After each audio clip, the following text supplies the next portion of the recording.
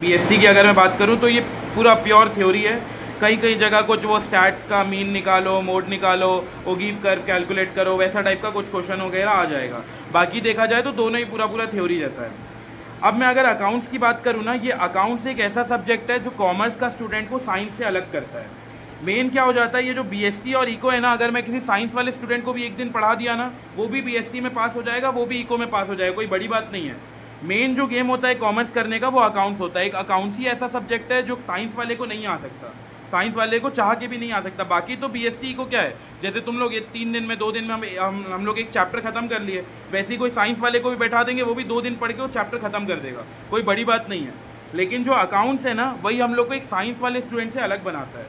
तो अभी फोकस क्या करना है तुम लोग को, ये जो भी अभी हम लोग चैप्टर करेंगे, अभी इकोनॉमिक्स करें और बीएसटी अभी एक चैप्टर ऑलरेडी हो चुका है, मैं दोबारा से वो करवाऊंगा ही बाद में, और अकाउंट्स अभी वापस से बिल्कुल फ्रेश स्टार्ट कर रहे हैं। अब अकाउंट्स का डेली रिवीजन होना चाहिए। बीएसटी और इको तुम लोग ऐसे अल्टरनेटिव डेज पे रिवीजन कर सकते हो। मान लो कभी मंडे को मन नहीं कर रहा है अकाउंट्स करने का या इको करने का, तो बीएसटी रिवाइज कर लो, कभी ट्यूसडे को इकोनॉमिक्स कर लो, लेकिन इनके साथ साथ अकाउंट्स डेली होना चाहिए। अकाउंट स्टार्टिंग में बहुत ईजी लगेगा, मक्खन जैसा लगेगा, लेकिन जैसे जैसे उसका रिविजन नहीं होगा ना, वो बहुत टफ। अकाउंट्स एक ऐसा सब्जेक्ट है जो कॉमर्स का स्टूडेंट को सबसे ज़्यादा टफ लगता है। उसी वजह से लोग फेल भी होते हैं। जितने भी लोग 11th में फेल होते हैं ना, उनसे तुम पूछना क्यों फेल हुए, एक ही रीज़न बताएंगे, अकाउंट्स में फेल हुए। कोई भी बीएसटी में फेल नहीं होगा, कोई भी इको में फेल नहीं होगा, क्योंकि प्योर थ्योरी है। कहीं कहीं जगह फार्मूला वगैरह आ जाएगा, उसको भी समझ के कर लेंगे। लेकिन एक अकाउंट्स ही है जो हम लोग को बड़े मतलब आगे जाकर जो ब्रेड एंड बटर देगा ना, वो यही अकाउंट्स ही देगा। बीएसटी को हमें ब्रेड एंड बटर नहीं कमा के देगा। तो इसीलिए अकाउंट्स को थोड़ा ज़्यादा डेडिकेशन से, थोड़ा ज़्यादा फोकस से पढ़ना है। स्टूडेंट क्या करता है, स्टार्टिंग में बहुत डेडिकेशन दिखाता है, एकदम पीक लेवल का, कि बस तेरा भाई सब कुछ करके दिखाएगा, एकदम आग लगा देगा टाइप। फिर उसके बाद जैसे जैसे 1 हफ्ता 2 हफ्ता हो गया ना, तुम्हारा रिवीजन छूटना चालू हो जाता है। फिर घर में जाके बोलोगे नहीं नहीं हो गया, कोचिंग में स्कूल में हो गया, अब नहीं पढ़ेंगे, ऐसे करके एक बैकलॉग क्रिएट हो जाएगा। मान लो अभी क्या है, जून है, तो हम जून में ये चैप्टर कर रहे हैं। कई लोग ऐसे होंगे जो बीच बीच में रिविजन करेंगे, जो नहीं करेगा वो जाके अगस्त में उठाएगा। मान लो 2 महीने बाद, ऑलमोस्ट 1.5 महीने बाद वो अगस्त में जाके उठाया, तो पूरा ब्लैंक रहेगा कि क्या है, फर्स्ट चैप्टर में डिस्कशन हुआ था। अब पूरा उसको वापस से पढ़ना पड़ेगा, ज़रूरत पड़ा तो रिकॉर्डेड लेक्चर करेगा, नहीं तो वो भी नहीं करेगा, तो उसके यहाँ एक बैकलॉग क्रिएट हो गया। तो तुम भले बीएसटी इको को डेली करो नहीं करो वो अलग बात है, लेकिन मैं पहले से बता रहा हूँ अकाउंट्स को बिल्कुल डेली रिवाइज करना। बहुत कम पोर्शन भी होगा, मान लो आज हम बस एक ही पेज लिखे, उसको भी घर में जाके एक बार रिविजन ज़रूर से कर लेना। क्या यहाँ तक समझ आया? क्योंकि मैं तुम लोग को पहले से बता रहा हूँ, कई लोग जो करके निपट गए, कई लोग ऐसे होते हैं जो जून से चालू कर देते हैं, कई ऐसे होते हैं पढ़ाई अगस्त से चालू करते हैं, कई ऐसे होते हैं थोड़ा लेट लतीफ़ होकर अक्टूबर नवंबर में जाके चालू करते हैं। कई लोगों न्यू ईयर का रेजोल्यूशन होता है ना, कि मैं जनवरी से 3 महीने में सब कुछ करके दिखा दूंगा, how to score 95% in just 3 months, वो वाला टैक्टिक्स अपनाते हैं। तो इससे बेटर है ये सब मत करो, इससे कुछ आना जाना है नहीं। अभी जो हम लोग पढ़ रहे हैं उसका रिवीजन अच्छा तगड़े से रखो। जो डेली पढ़ रहे हैं घर में जाओ, 5-10 मिनट लगेगा, उठाओ एक बार रिवाइज कर लो। कुछ क्वेश्चन कर रहे हैं प्रैक्टिकल, घर में जाओ एक रफ कॉपी बनाओ, प्रैक्टिस कॉपी बनाओ, उसमें दोबारा से वो क्वेश्चन कर लो। एक बार कोचिंग में मेरे साथ, एक बार घर में तुम्हारे अपने साथ। तो उससे क्या होगा, एक बार आइडिया लग जाएगा कि कोचिंग में अच्छा ये पॉइंट बन गया था, घर में मेरे से ये नहीं बन रहा है, तो मेरे से पूछ सकते हो। डाउट क्यों नहीं आता है? 2 वजह से डाउट नहीं आता है। एक तो तुम्हें ज़रूरत से ज़्यादा समझ आ गया, या तो तुम्हें कुछ समझ ही नहीं आया है। अब अगर ज़रूरत से ज़्यादा समझ आ गया तो बेटर है, कोई प्रॉब्लम नहीं है। लेकिन अगर तुम्हें क्लास में समझ नहीं आया और घर में जाके भी समझ नहीं आया और तुम वो टॉपिक को ही छोड़ दिए, तो आगे फिर वो टॉपिक कभी कवर ही नहीं हो पाएगा। तो बेटर है कि या तो क्लास में मेरे से पूछ लो जब हम लोग क्वेश्चन कर रहे हैं। लेकिन कई ऐसे, मतलब जब मैं क्लास में करवाता हूँ ना, नॉर्मली सबसे बन जाता है, मैं एक एक पॉइंट एक्सप्लेन करता हूँ। लेकिन जब ये क्वेश्चन तुम घर में जाके ऐसे सेल्फ रीड कर रहे हो या सेल्फ सॉल्व करोगे ना, तब आइडिया होगा, अच्छा मेरे से ये पॉइंट नहीं बना था। तो मेरे से पूछोगे भैया वो क्या पॉइंट था, उसको एक बार एक्सप्लेन कर दो, तो मैं ऑडियो में समझा दूंगा। ऑडियो में नहीं समझ आया, मैं उसका अलग सी वीडियो बना के भेज दूंगा। तो तुम लोग अपना साइड से भी थोड़ा एफर्ट्स मारना पड़ेगा। कोचिंग में तो हम लोग समझेंगे, लेकिन जब तुम लोग घर में जाके एक बार सेल्फ प्रैक्टिस करोगे, तो तुम्हें आइडिया पता चलेगा, अच्छा कोचिंग में ये 4th पॉइंट बन गया था, मेरे से नहीं बन रहा है। मैं आगे क्वेश्चन में दिखाऊंगा, बहुत बड़े बड़े क्वेश्चन भी है। फाइनल अकाउंट का क्वेश्चन रहता है, पूरा 1.5 पढ़ने का क्वेश्चन रहता है, वो पूरा 1.5 पेज का। एक तरफ पूरा क्वेश्चन रहेगा, दूसरी तरफ पूरा एडजस्टमेंट रहेगा।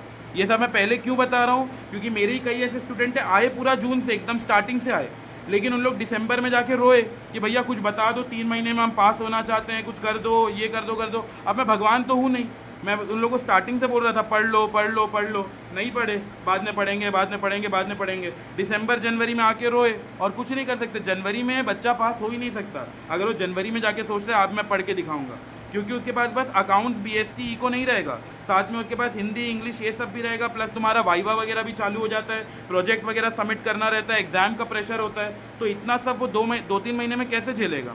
तो इससे बेटर है कि तुम अभी से अप्रोच सीधा रखो, अभी से ही पढ़ते रहो, भले तुम्हारे दोस्त पढ़ रहे हैं नहीं पढ़ रहे हैं उनको अभी थोड़ा भाड़ में डाल दो, साइड कर दो, तुम पढ़ रहे हो बस ये तुम्हारा फोकस होना चाहिए। क्या इतना समझ आया? अब हम लोग स्टार्ट करते हैं ना। फर्स्ट क्वेश्चन लिखो, what are accounts. Question number 1 basics में, व्हाट आर अकाउंट्स।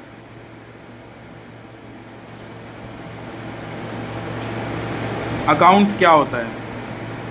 तो नीचे इसका आंसर लिखो, a written record of business transactions, a written record of business transaction।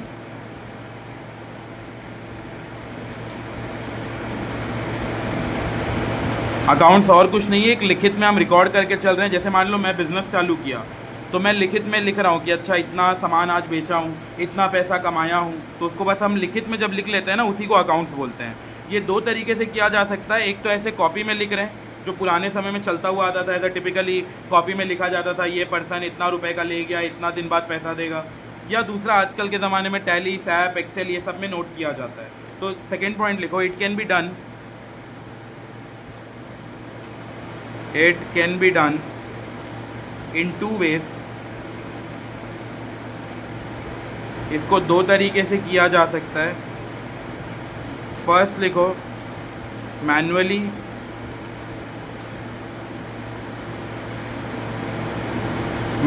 मतलब लिखित तौर पे, एंड दूसरा इलेक्ट्रॉनिकली।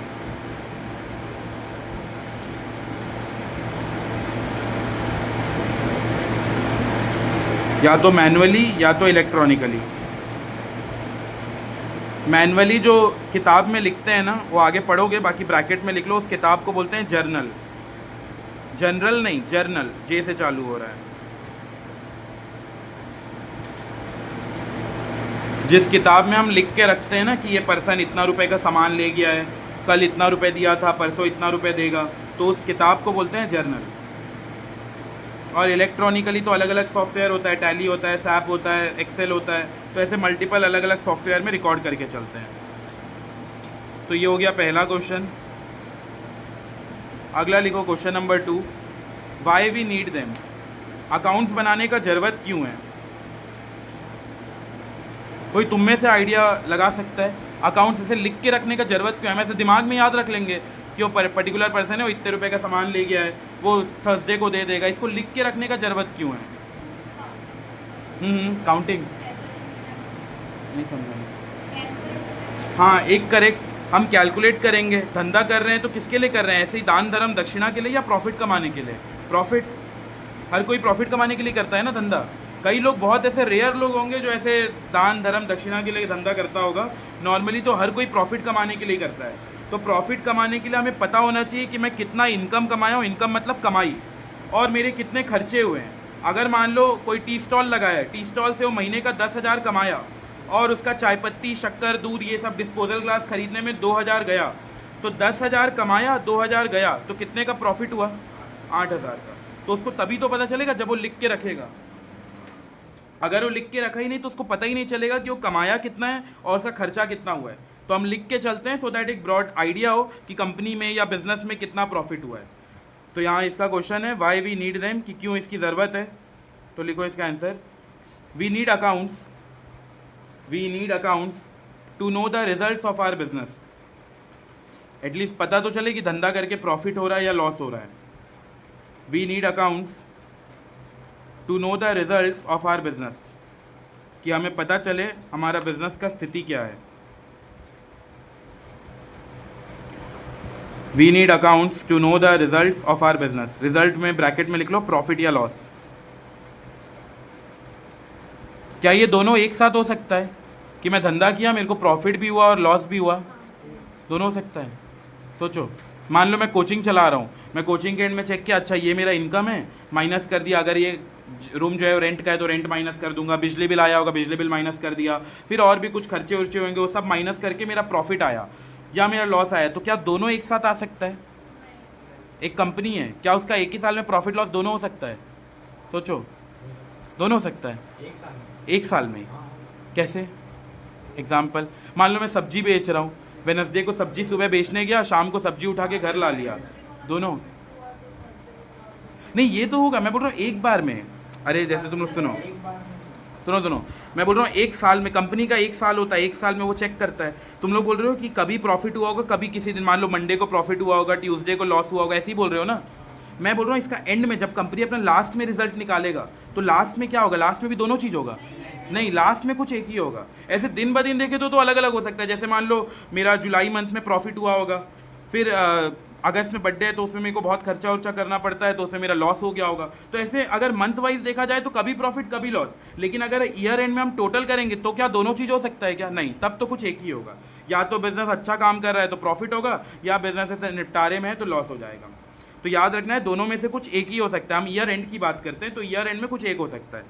अब मेरा दूसरा क्वेश्चन, मान लो एक कंपनी आज मैं चालू किया, कंपनी क्या, चलो एग्जांपल कोचिंग का ही लेते हैं। मैं अपना कोचिंग क्लास ओपन किया, पहली बार आज चालू किया, और जब मैं चालू किया तो मैं अपने 2 मंथ का परफॉर्मेंस देखा, जून का और जुलाई का। जून जुलाई में मेरे को लॉस हो रहा है। अब बिजनेस में लॉस होना अच्छा बात है या ख़राब बात है? ख़राब बात है। तो बताओ, क्या मेरे को अपना बिजनेस शट डाउन कर देना चाहिए? सोच के बताओ। मेरे बिजनेस में लॉस हो रहा है, जून में भी देखा, मैं सोचा प्रॉफिट होगा, नहीं हुआ, लॉस हो गया। जुलाई में भी देखा, लॉस हो गया। फिर मैं एक ट्राई किया, चलो अगस्त में भी करके देखते हैं, अगस्त में भी लॉस हो गया। फिर मैं थोड़ा और ट्राई किया, सितंबर में, अक्टूबर में, इसमें भी लॉस हो गया। तो अब बताओ, क्या मेरे को बिजनेस बंद कर देना चाहिए? लॉस हो रहा है ना, बोलो बोलो। बिजनेस में मेरे को ऐसे 6 महीने लॉस हो गया, धंधा बंद कर दूँ? क्या बोलते हो? कुछ नहीं, ऐसी बस दुकान खोल के बैठे रहेंगे, चेयर के ऊपर पैर रख के? बंद करना है नहीं करना है? कर देना चाहिए। देखो, अगर अकाउंट्स के स्टूडेंट हो ना, तो अकाउंट्स में क्या बोला जाता है, या बिजनेस स्टडीज़ में बात करूं, रिस्क है तो नहीं भाई, प्रॉफिट है। अब प्रॉफिट है, पहले तुम्हारा इश्क हुआ करता था, अब रिस्क है तो प्रॉफिट है। अगर जो बिजनेसमैन बोलेगा नहीं नहीं मेरा 6 महीना लॉस हुआ है, अब धंधा बंद कर लेता हूँ, क्या पता 7वें महीने में प्रॉफिट हो जाए। तो इसीलिए एटलीस्ट ना 1-2 साल तक अगर लॉस भी हो रहा है, अगर तुम सह सकते हो तो। अगर जो सह ही नहीं सकता, मान लो उसके बैंक में बैलेंस ही नहीं है, वो एक छोटा दुकान चालू किया था, वो घाटे में जा रहा है, तो बंद कर दो। लेकिन हम एक बड़ी कंपनी की बात करें, लेंसकार्ट कंपनी जानते हो? लेंसकार्ट कंपनी 3 साल तक लॉस में था। इसका कॉल आ रहा है।